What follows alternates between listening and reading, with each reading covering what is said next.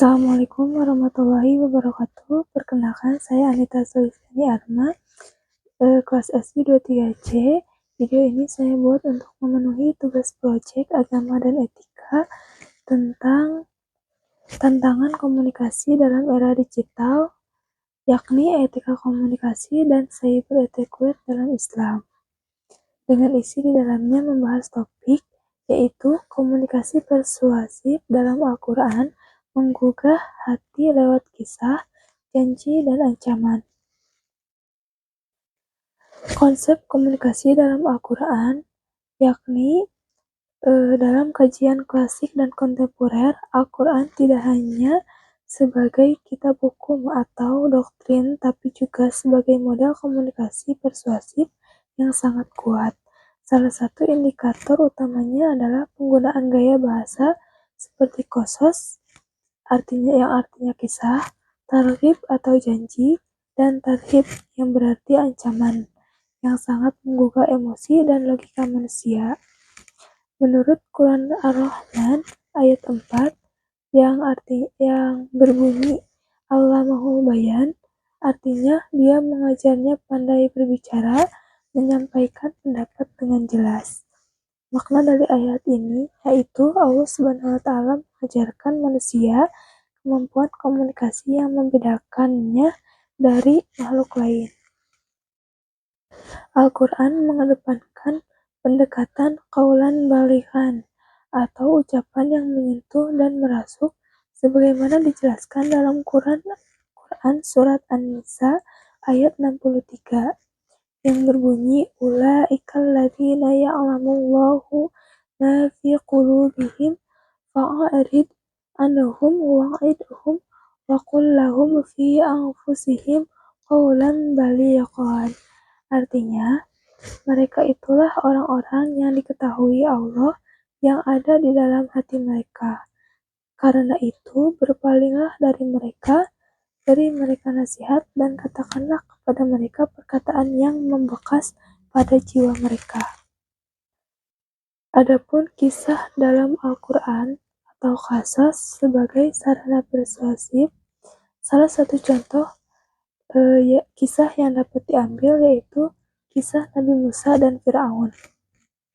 Pada kisah ini bukan sekedar sejarah, namun ia juga disusun dengan alur dramatik, tokoh antagonis protagonis, klimaks dan pesan moralnya ada dalam kisah tersebut.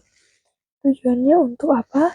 Untuk menggerakkan emosi atau empathic learning serta membangun kesadaran moral secara reflektif.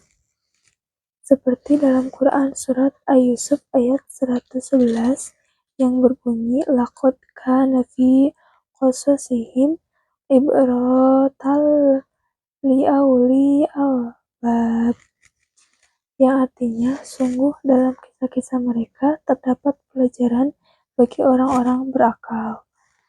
Kisah tersebut digunakan bukan hanya untuk hiburan, tapi untuk menanamkan iman, akhlak, dan kesadaran akan akibat baik dan buruk. Lalu ada janji atau targhib dan ancaman atau tarhib dalam komunikasi Qur'ani. Pertama, targhib atau janji. Janji Allah tentang pahala, surga, dan keselamatan serta rezeki. Dalam surat Al-Baqarah ayat 25 yang berbunyi وَبَشِّرِ الَّذِينَ آمَنُوا وَعَمِلُوا الصَّالِحَاتِ أَنَّ لَهُمْ جَنَّاتٍ تَجْرِي مِنْ تَحْتِهَا الْأَنْهَارُ. Artinya, sampaikan kabar gembira kepada orang yang beriman dan beramal soleh bahwa bagi mereka surga-surga yang mengalir di bawahnya sungai-sungai. Tujuan dari ayat ini adalah untuk memotivasi secara positif. Lalu kedua ada tarhib atau ancaman. Dalam Al-Quran menyampaikan peringatan serius bagi orang yang lalai, kufur, atau melanggar norma. Seperti dalam surat Al-Ghasyiyah ayat 4-7 yang artinya bagi mereka neraka yang sangat panas. Mereka akan masuk ke dalam api yang sangat panas itu, diberi minum dari sumber yang sangat panas. Mereka tidak mendapatkan makanan selain dari pohon berduri yang tidak menggemukkan dan tidak menghilangkan lapar. Ayat ini digunakan untuk menanamkan rasa tanggung jawab dan kehati-hatian moral.